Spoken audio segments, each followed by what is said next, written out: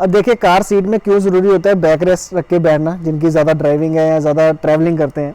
अब मान लीजिए ये हमारी सीट है, सभी सीट क्या होती है, जो जिनका हिप लेवल होता है वो नीचे की तरफ होता है और जो नी लेवल होता है वो ऊपर की तरफ होता है।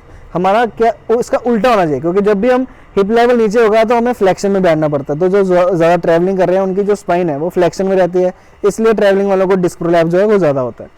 अब इसके लिए क्या होगा, जब हम बैक रेस्ट रख लेंगे, और ये ज़रूरी नहीं बैक पेन वाले के लिए मैं बात कर रहा हूँ, ये नॉर्मल लोगों के लिए भी बात कर रहा हूँ। अब जब बैक रेस्ट रखा, एक तो जो डेप्थ है सीट की वो कम हो गई, ये हमें ऑलरेडी हमें सीधा बिठाएगी, आगे को बिठाएगी। दूसरा, जब हमें ये लंबर सपोर्ट मिल जाएगा, ये कर्वेचर मिल जाएगा, तो हमारी स्पाइन ऑलरेडी एक्सटेंशन में रहेगी। अब दूसरा, जो सीट ने हमें सपोर्ट दिया हुआ है, लंबर कर्वेचर दिया हुआ है, उसने हमें जो लंबर स्पाइन लंबोसेक्रल स्पाइन है वो फ्लेक्शन में होने से बचा लिया, क्योंकि वो पीछे से करेक्ट कर रही है। बैठेंगे, अब मान लीजिए लंबर सपोर्ट मैं निकालता हूँ, फिर देखिए मेरी पोजीशन कैसे चेंज होती है। अब ये मैंने निकाल दिया, अब देखिए इस तरह से मुझे और पीछे होने का बना, और मेरी जो जगह है, ये जो जगह है ये खाली रह जाती है।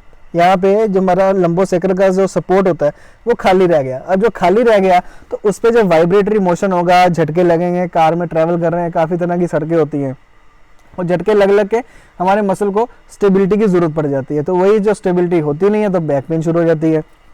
अब जब ये होगा तो वो खाली जगह जो है वो भरी जाएगी। अब देखिए इस तरह से जब मैंने रखा उसको, अब वो खाली जगह फिल हो गई। अब जब खाली जगह फिल हो गई, मैं सीधा बैठ गया, स्पाइन एक्सटेंशन में चलेगी, नॉर्मल रोटेट कव आ गया।